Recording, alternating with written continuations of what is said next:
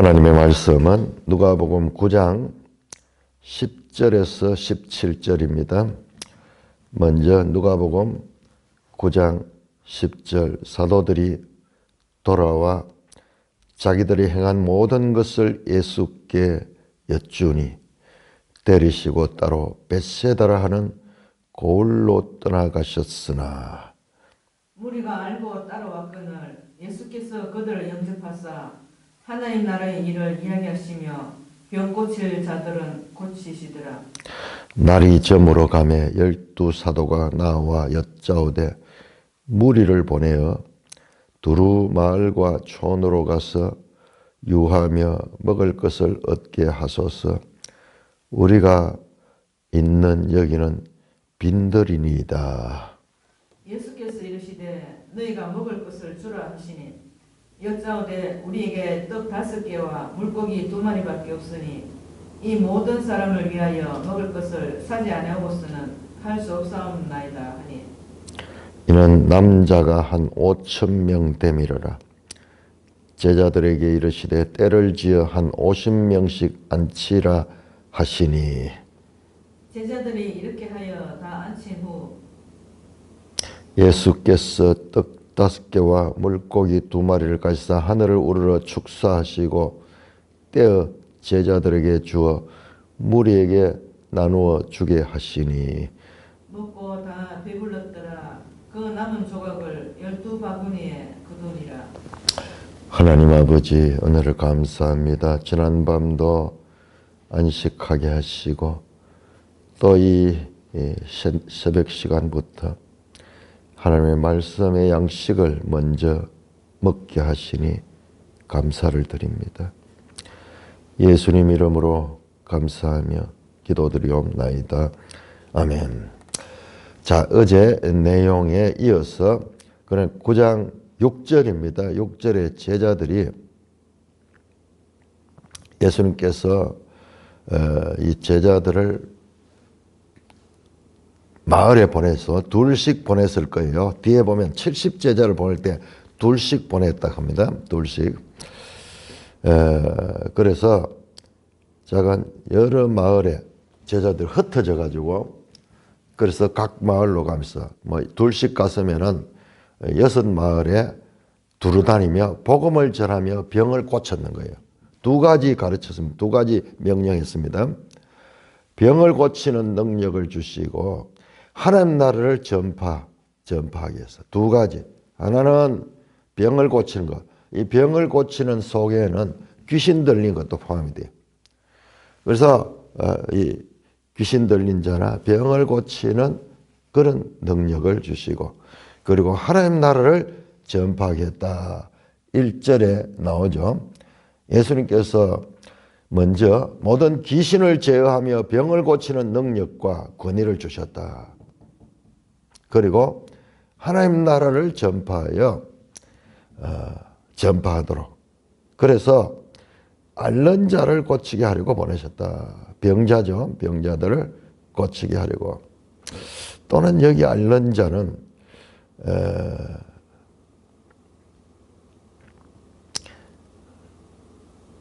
마음이 가난한 자도 포함될 수 있겠네요. 하나님 나라를 전파하고 2가지입니다. 귀신을 제어하고 병을 고치는 능력과 권위를 주시고 하나님 나라를 전파하고 앓는 자를 고치게 하려고 보내 목적이 나오죠. 목적이. 자, 그래서 6절에 보면 제자들이 복음을 전하며 병을 고쳤어. 2가지. 하나님 나라의 복음을 전파하고 그다음에 병을 고쳤다.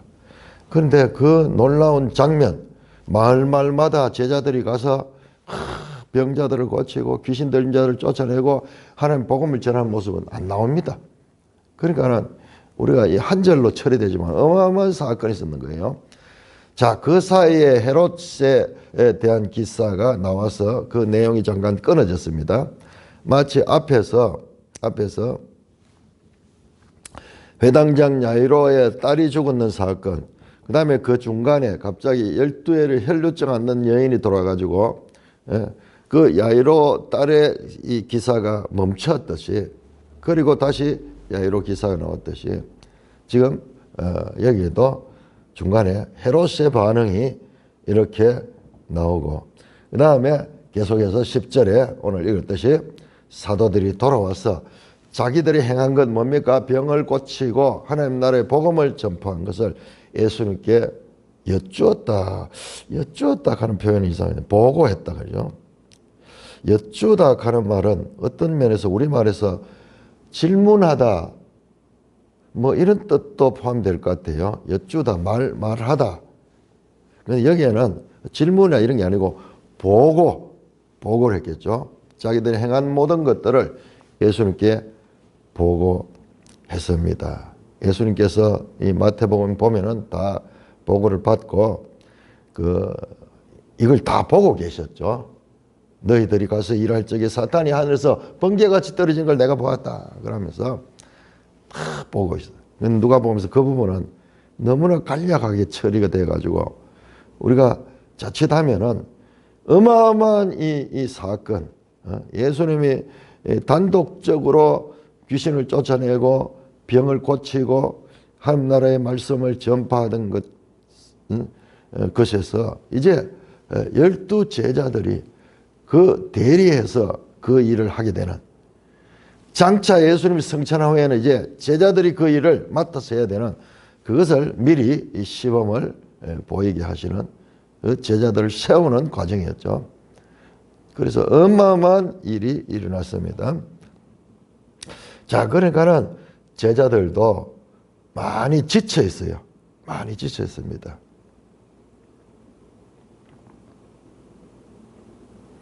마가복음 6장 31절에 보면은 많은 일을 하고 제자들도 뭐 지쳐 있는 거예요. 이 사역을 하다 보니까 뭐 귀신을 쫓아내고 병자를 고치고 그다음에 하나님 말씀을 선포하고 막 이러고 사람들은 무리에 오고 막 이런 데서 제자들도 한 번도 경험해 보지 못한 그런 일을 하고 돌아가서 심히 지쳐 있는 거예요. 그래서 따로 벳세다 하는 고을로 떠나가셨다. 한적한 곳으로, 다른 복음서 한적한 곳에 가서 좀 쉬어라. 그렇게 벳세다라는 고을로 떠나가셨다. 벳세다는 이 베드로, 안드레 그리고 빌립의 고향입니다. 고향. 그래서 이제 쉼을 가지도록 그렇게 했는데 무리가 알고 따라왔거든. 무리가 얼마나 열광했겠어요. 예수님의 능력만 받아가 이제는 12 제자들의 능력도 보게 되니까는 무리가 알고 그까지 따라왔어. 소문을 듣고 예수님은 무리들을 피했는데 무리들이 그렇게 적극적으로 예수님을 찾아오고 있습니다.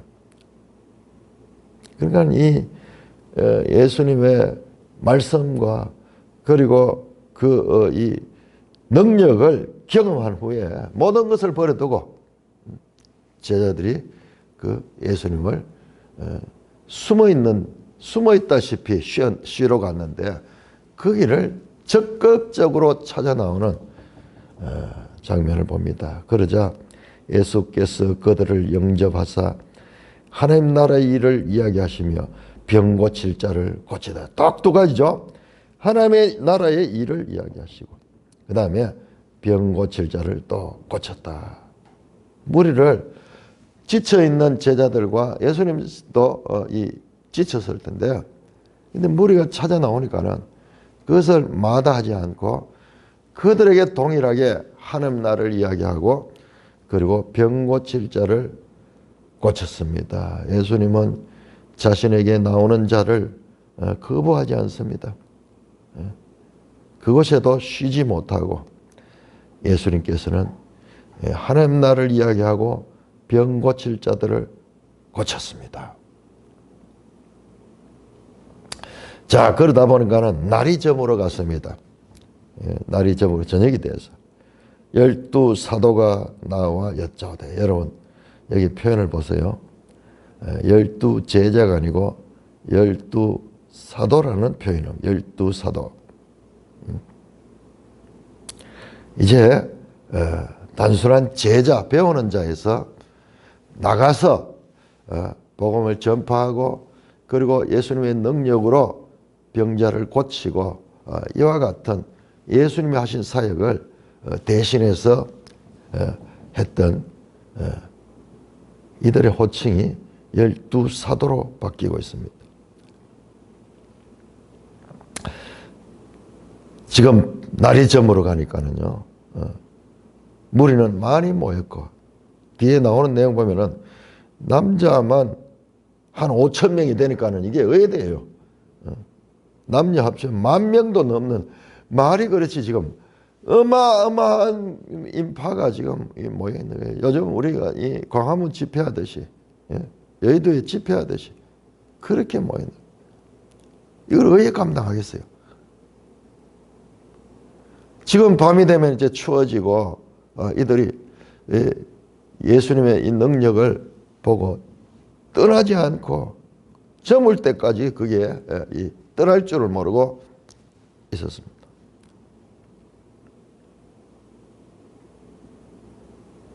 그래서 사도들이 말합니다. 무리를 보내야 됩니다. 지금은 이제 그리고 이들이 밥도 못 먹고 여기는 빈들이니까는 광야 같은 10,000명이 모일 수 있는 그런 장소가 어디 쉽게 있겠습니까? 빈들. 그러니까는 돌아가도록 그렇게 하십시오. 너무나 예수님은 일한다고 정신이 없이 시간이 가는 줄도 모르고 있는데 여러분 한번 생각해 보세요. 10,000명이 되는 인파가 몰려와서 문제 없는 사람 어디 있습니까? 전부 각기 질병을 가지고 다 있어. 근데 그거를 고쳐내고 이러시 날이 저물 때까지 되고 제자들이 더 이상 지체하면 안 됩니다. 이들을 보내야 됩니다. 그래 여기에서는 어디 물건을 살 데도 없고 음식을 구할 데도 없고 잠잘 곳도 없습니다. 자 그러자 12절에 13절에 예수께서 너희가 먹을 것을 주라 하시니 너희가 먹을 것을 주라. 엉뚱한 말씀이죠. 제자들은 지금 예수님 보면서 깜짝깜짝 놀라는 거예요. 지금 그 갈릴리 바다 풍랑에서도 바람을 꾸짖고 파도를 꾸짖어서 그 잠재우는 저가 누구이기에 충격. 그런데 예수님이 산수를 할 줄 모르는지 지금 이 10,000명이 되는 이 어마어마한 인파가 있는데 너희가 먹을 것을 주라 그래. 제자는 너무나 황당한 거예요. 그래서 눈앞에 보이는 사실을 합니다. 우리에게는 떡 5개와 물고기 2마리밖에 없으니 이 모든 사람을 위하여 먹을 것을 사지 아니하고는 할 수 없습니다. 우리는 할 수 없습니다. 우리는 이 일을 할 수 없습니다. 지극히 당연한 그와 같은 상식적인 이야기를 하시고 예수님은 지극히 몰상식한 이야기를 하시는 거예요. 너희가 먹을 것을 주라. 자, 이 장면은요. 너희가 먹을 것을 주라. 이것은 예수님이 제자들에게 앞으로 이 목양의 길을 명령하시고 있는 거예요. 목양의 길을 명령. 요한복음 마지막 장에 보면 나오죠. 내 양을 치라. 내 양을 치라. 너희가 장차 해야 될 일들이 이들에게 먹을 것을 주는 일이다. 그 말씀을 하는 거예요. 그러니까 이 지금 앞에서 제자들이 각 마을로 가서 복음을 전하고 병자를 고치고 이런 것을 앞으로 이제 예수님이 떠난 후에 이들이 해야 될 일들을 미리 맛보게 하는 거예요. 그렇게 위해서는 하나님의 능력과 권세를 입어야 돼. 두나미스, 능력. 하나님의 보내시는 그런 능력을 입어야 돼. 그런데 그런 걸 알지 못한 이 제자들은 우리가 가진 건 떡 5개와 물고기 2마리밖에 없습니다. 우리는 할 수 없습니다. 할 수 없습니다. 그와 같이 이야기했는 이유는 당연하다고 성경 말하면 이는 남자가 한 5천 명 됩니다. 지극히 남자만 한 5천 명이 되는 이 어마어마한 인파 앞에서 제자들이 말한 것은 우리는 이게 상상력이 지금 없이 대충 이렇게 생각하니까는 야, 제자들이 이 믿음이 없다 이 생각하는데 아니에요. 제자들이 지금 눈앞에 펼쳐 있는 걸 보세요. 지극히 당연한 이야기라는 거예요. 그런데 예수님께서 말씀합니다. 제자들 때를 지어 한 50명씩 앉히라. 그 5천 명을 50명 단위로 야, 제자들이 나가면서 12제자뿐만 아니라 뒤에 보면 70제자 나오니까 전부 이제 사람을 따로 앉혔습니다. 마치 장차 이 각 교회를 목양하게 하듯이 또는 성경 공부를 가리키는 분반을 하듯이 이렇게 제자들이 저는 이걸 보니까는 그 생각이 나네요. 느헤미야서 보면 느헤미야 8장입니까? 수문학 감장에서 에스라가 말씀을 선포합니다. 그런 다음에 그 12 거기도 12명일 거야. 우리 한번 찾아볼까요? 에스라 8장. 자, 이것도 또 연결이 되네요. 느헤미야 8장. 느헤미야 8장. 그렇네요. 8장 1절에 보면은 모든 백성이 일제히 수문 앞 광장에 모였을 때에 에스라가 그 말씀을 선포하는데 4절에 보면요. 에스라가 나무 강단 위에 서고 그 다음에 오른편에는 마띠야와 스마야와 아나야와 우리야와 힐기야와 마세아요. 6명이네요. 그 왼쪽에 버다냐와 미사엘과 말기야와 하숨과 하스바다나와 스가랴와 무슬림이라. 버다냐, 미사엘, 밀가야, 하숨, 하스바다나, 스가랴, 무슬림. 여기 7명이네요. 오른편에 6명, 왼편에 7명. 이렇게 써가지고 이따가 나중에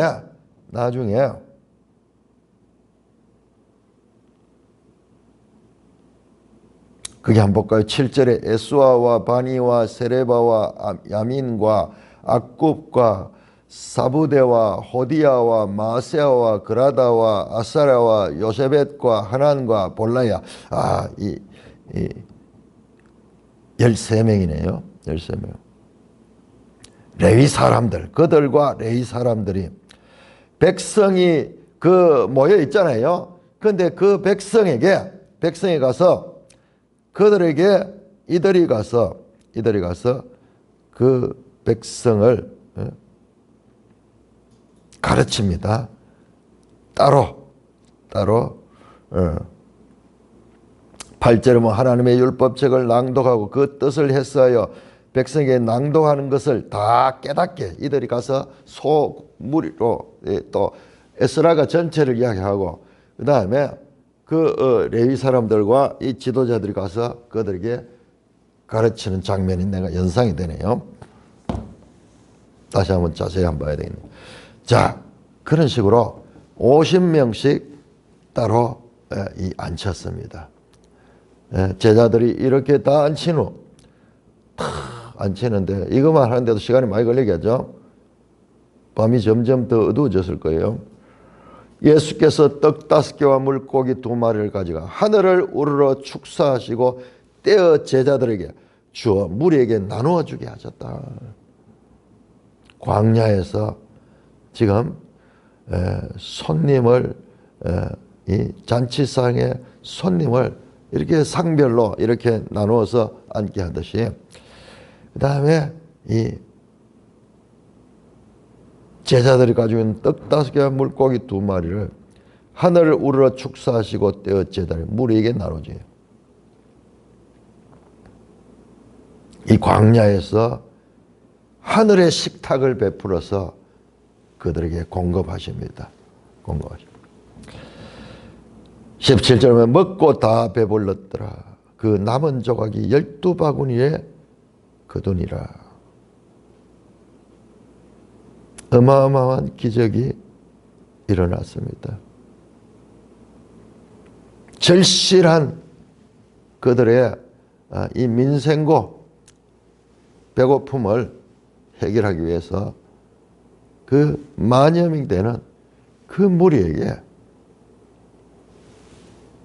하늘에서 만나가 내리듯이 그들이 다 먹고 배불렀다. 그리고 남은 조각이 12바구니나 됐다. 자, 이 말씀은 열왕기하 4장 42절에 44절에 보시면은 열왕기하, 그러니까 우리 앞에서 봤듯이 엘리야 엘리사 사건과 평행을 이룹니다.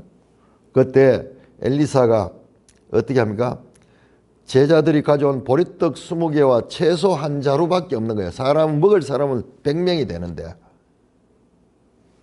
그래서 이 100명이 먹어야 되는데 보리떡 20개와 채소 한 자루밖에 없으니까는 제자들이 너무나 안타까워하면서 있을 적에 그것을 이 나누어 주게. 그러니까 100명이 먹고도 남았다 하는 열왕기하 4장 42절 44절과도 평행을 이루고 있습니다. 그런데 그 엘리사가 행한 이적, 보리떡 20개와 채소 한 자루로 100명을 먹인 사건, 비교할 수 없죠. 여기는 이 떡도 보리떡이에요. 보리떡 5개와 물고기 2마리를 가지고 1만 명이 먹고도 12바구니가 가득 차는 그런 경험을 하게 됩니다. 그러니까 엘리사의 그 이적은 예수님의 이적의 하나의 그림자 같은 그런 역할을 하는 거지. 자, 오늘 본 장면은 앞에서 제자들이 각 마을로 가서 복음을 전하고 그리고 병을 고치는 그런 사역을, 능력을 받아 사역을 했는데, 이제 그들이 앞으로 해야 될 사역이 바로 이와 같은 목양 사역이다. 수많은 온 세상에 나아가서 그들에게 생명의 양식을 먹여야 될, 너희가 먹을 것을 주라 하신 그 예수님의 말씀은 그와 같은 의미를 가지고 있습니다. 그런데 제자들이 이 일을 할 수 있기 위해서는 오직 하나님의 능력과 권위를 입어야 된다는 것을 오늘 본문에서 맛을 보여주고 있습니다. 그 사도행전 1장에 가면은 위로부터 오는 능력을 입을 것이다. 예수님께서 성천하기 전에 그 말씀하죠. 너희는 예루살렘에서 하늘로부터 오는 능력을 입히기를 기다려라. 아니나 다를까 예수님이 성천하신 후에 오순절 날에 하늘로부터 능력, 성령이, 오직 너희가 성령이 너희에게 하면 너희가 권능을 받고, 성령이 주시는 권능이요. 성령이 주시는 권능. 그 오순절 이제 제자들이 교회를 시작하게 되는 그 놀라운 그 사역의 예비적인 전주곡과 같은 그런 사건이 여기서 펼쳐지고 있고, 그리고 제자들에게 이 같은 능력을 경험하게 함으로 장차 그들도 이 일을 행해야 될 것을 말씀을 하고 있습니다. 자, 9장 18절에서 21절입니다. 9장 18절에서 21절을 교독합니다. 예수께서 따로 기도하실 때에 제자들이 주와 함께 있더니 물어 이르시되 무리가 나를 누구라고 하느냐. 대답하여 이르되 세례 요한이라 하고 더러는 엘리야 더러는 옛 선지자 중에 한 사람이 살아난다 하나이다. 예수께서 이르시되 너희는 나를 누구라 하느냐. 베드로가 대답하여 이르되 하나님의 그리스도시니이다 하니. 경고하사 이 말을 아무에게도 이르지 말라 명하시고. 자, 예수님이 누가복음에 이 장면이 많이 나오죠. 따로 기도하실 때, 따로 기도하시는, 한적한 곳에 가서 기도하시는 그런 모습을 많이 보게 됩니다. 제자들이 함께 있다가 예수님께 물었습니다. 예수님께서 물었습니다. 제자들에게. 무리가 나를 누구라고 하냐. 수많은 무리들이 예수님의 기적을 경험하고 또 예수님의 말씀을 듣고 이 예수님을 따르고 있는데 그들이 나를 누구라고 하느냐.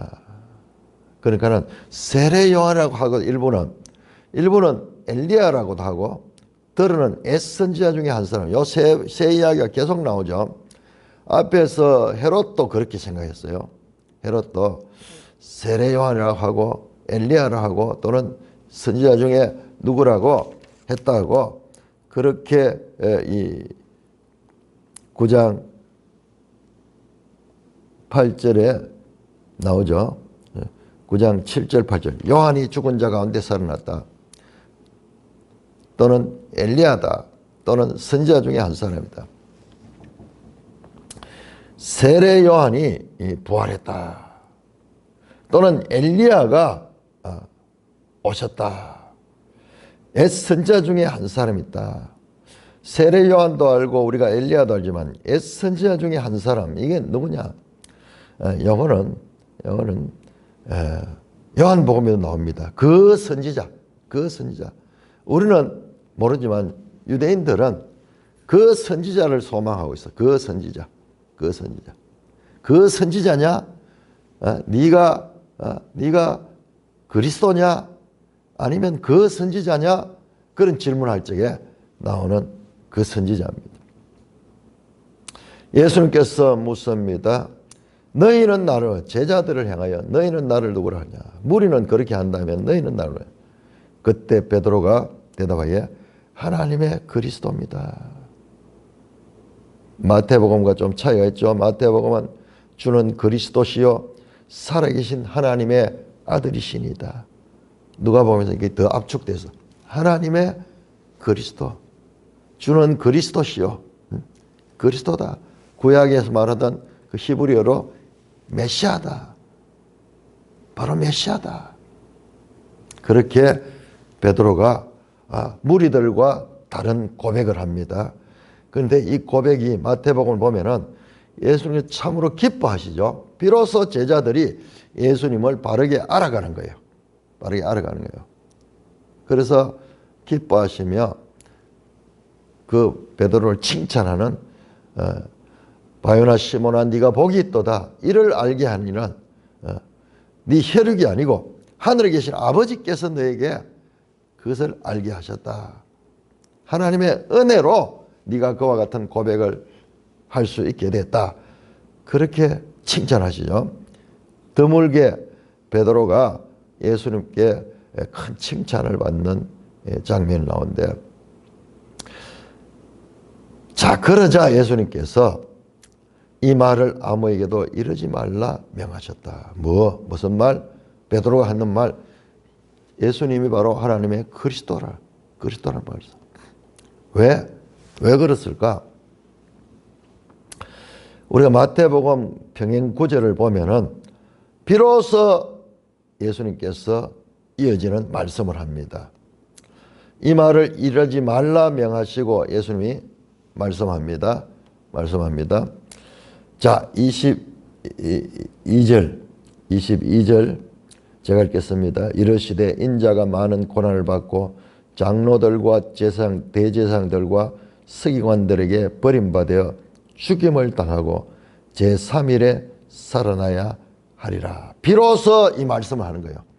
베드로가 이제 주는 하나님의 그리스도라는 예수님에 대한 바른 정체성을 인식했을 적에 딴 사람들에게 말하지 말라고 제자들에만 비로소 제자들에게 하시는 말씀이 바로 22절 말씀입니다.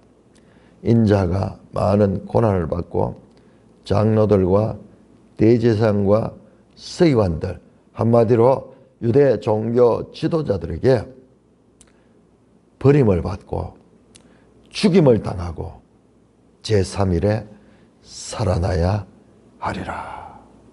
비로소 지금 앞에서 봤죠? 오병이어 기적.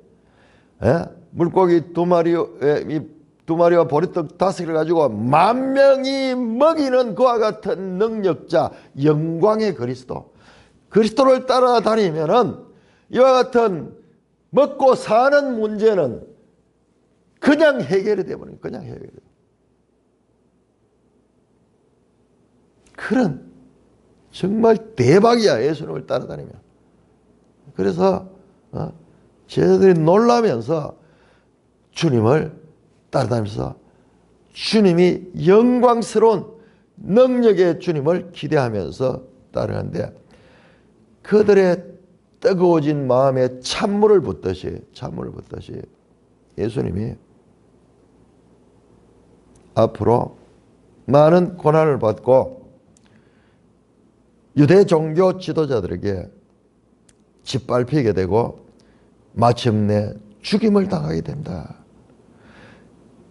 제3일에 살아나야 된다. 요 살아난다가 에게이로 가는 게 그 앞에서 나왔던 이 나인성 과부의 아들을 일어나라. 그리고 그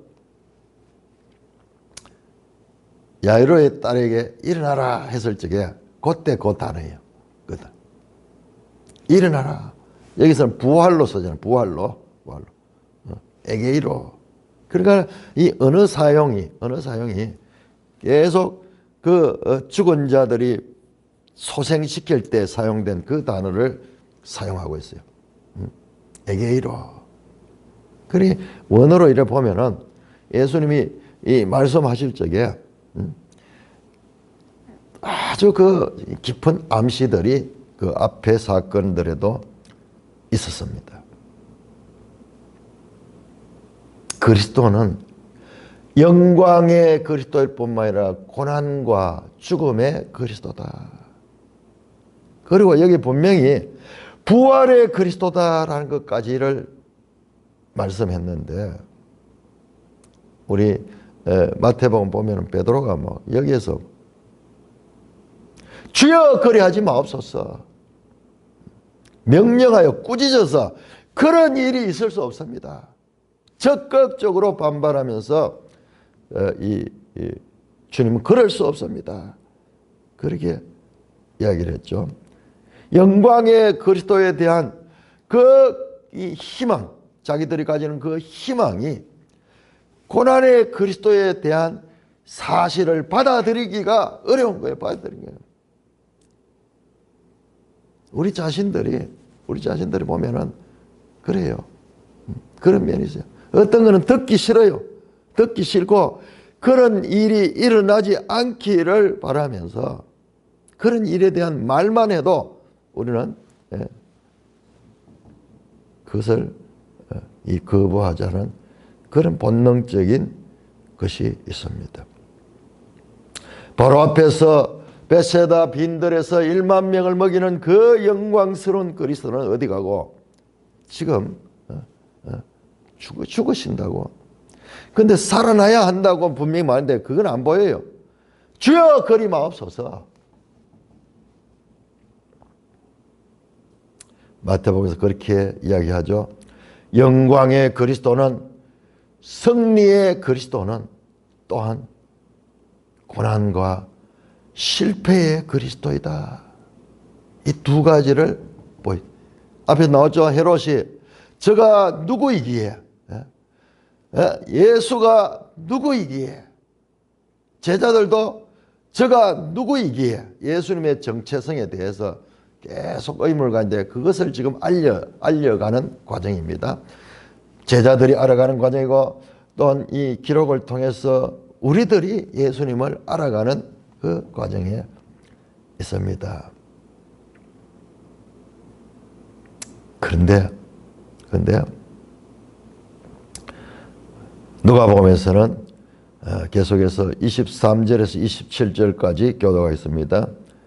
또 무리에게 이르시되 아무든지 나를 따라오거든 자기를 부인하고 날마다 제 십자가를 지고 나를 따를 것이니라.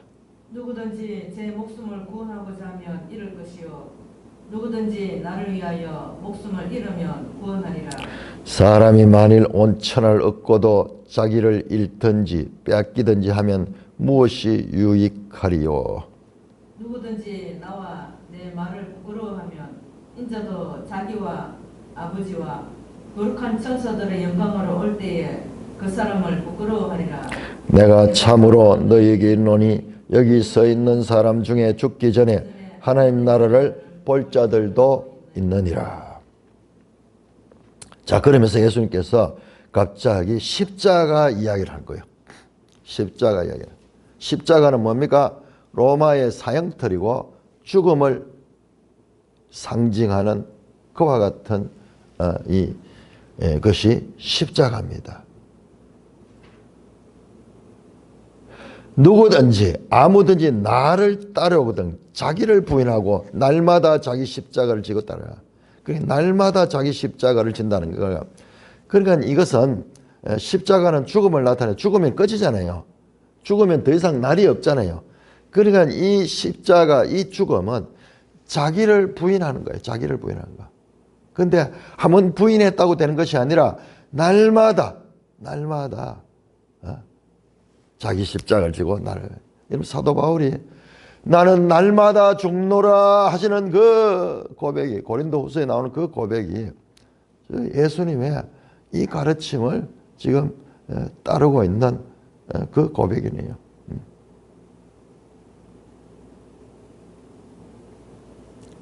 우리는 영광은 가지고 싶지만은 고난은 피하고 싶은, 그러나 고난에 자기를 부인하는 것이 자기를 죽이는 거예요.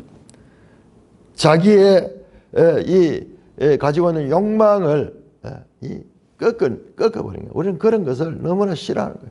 우리의 욕망이 펼쳐지고 우리의 욕망이 충족되는 이것을 위해서 이 땅에 살아가는데, 반대로 자기를 부인하고 자기 십자가를, 자신이 가지는 그런 것들을 다 죽이라고 말씀합니다. 그러면서 더 세부적으로 말씀합니다. 제 목숨을 구원한 자는 잃을 것이요 누구든지 나를 위하여 제 목숨을 잃으면 구원하리라. 만일 사람이 온천을 얻고도 자기를 잃든지 빼앗기든지 하면 무엇이 유익하리요? 십자가를 이야기하고 목숨을 이야기하고, 목숨을 잃는 것. 제자들이 주님을 따르는 것은 그냥 영광의 일만 있는 것이 아니라 이와 같이 십자가를 지고 자기를 부인하는 삶을 살아야 되는데, 자기 목숨을 구원하고자 하면은 잃게 될 것이다. 잃게 되리다. 필생필사. 잃고자 하면은 구원을 받게 될 것이다. 만일 사람이 온천하고 자기를 잃든지 빼앗기든지 하면 무엇이 유익하리요? 그러면서 누구든지 나와 내 말을 부끄러워하면 인자도 자기와 아버지와 거룩한 천사들의 영광 올 때 그 사람을 부끄러워하리라. 예수님의 보는 관점은 저 심판까지 내려다보면서 말씀합니다. 제자들은 영광의 그리스도에 취하면서 예수님만 따라다니면은 이와 같은 이 민생 문제는 해결된다는 그 주님의 제자된 그와 같은 그 이 영광스러움에 도취했을 텐데 그것을 꺾어 버립니다.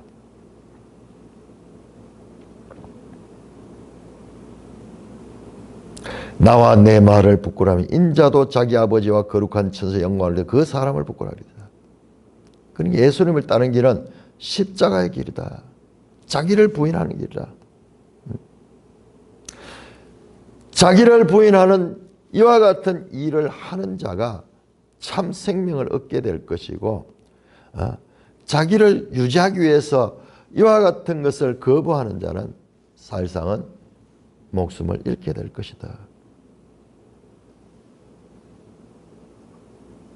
제자들에게 이와 같은 제자도를 지금 말씀하고 있습니다. 그러면서 27절에 내가 참으로 너에게는 여기 서 있는 사람 중에 죽기 전에 하나님 나라를 볼 자들도 있나라. 있는 사람 중에 죽기 전에 하나님 나라를 볼 자들도 여기에 있다. 일부 그런 사람들이 있다. 여기에 모인 사람은 제자들뿐만 아니라 무리들까지 같이 모여 있습니다. 여기 서 있는 사람 중에 죽기 전에 하나님 나라를 볼 자들도 있다. 이 말씀은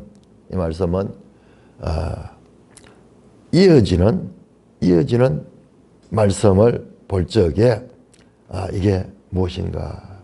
1차적으로 이 말씀은 28절에서 36절에 변화산 사건이 나오죠. 변화산 사건. 이 하나님 나라가 임하는 거예요. 하나님 나라가. 뿐만 아니라 이것은 하나님 나라가 임하는 것이 하나님의 맛복일 수 있어요. 1차적으로 하나님 나라를 보는 자, 그 제자들도 다 받는 게 아니고 그 가운데서 세 제자만 이 변화산에 올라갔거든요. 그 변화산을 1차적으로 말씀할 수 있고, 그 다음에 예수님의 부활과 성천과 성령 강림과 그로 인해서 이제 교회가 세워지고 하나님 나라의 복음이 선포되는 그러한 것들. 그러니까 죽기 전에, 이 사람들 죽기 전에 살아있는 동안 불과 10년 남짓해서 다 이루어질 일들이죠. 그러니까는 하나님 나라가 임하는 것을 제자들이 실제로 보는 거죠. 그러니까는 여기서 잠시 살고자 주님을 부인하는 삶이 아니라 오히려 자기를 부인하고 자기 십자가를 지고 주님을 따르는 그런 자들이 참으로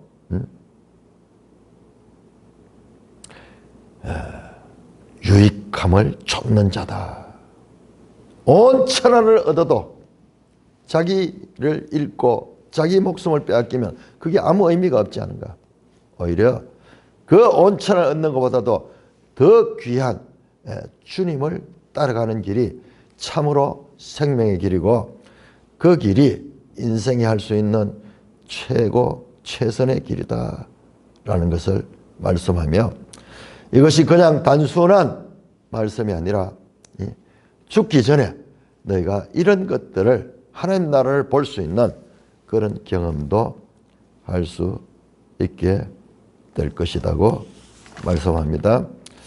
자, 그래서 이어지는 내용이 변화산인데, 이 변화산 내용도 이렇게 따로 볼 것이 아니라 이 앞에 나오는 말씀과 연결해서 그렇게 보게 되고, 이제 변화산을 통해서 예수님께서 제자들에게 다시 한번 고난의 그리스도일 뿐만 아니라 영광의 그리스도를 보여줌으로 말미암아 제자의 길이 어떤 길인가.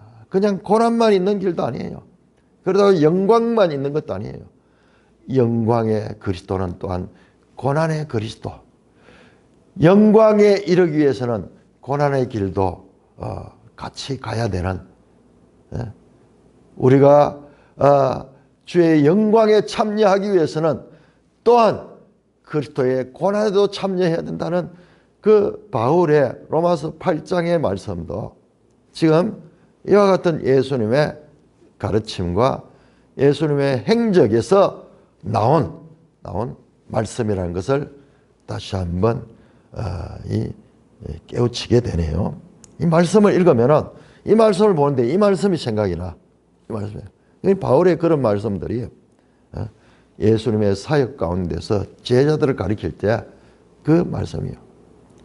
우리가 그의 영광에 참여한다면 또한 동시에 그의 고난에 참여해야 되는 것이 당연한 것이다.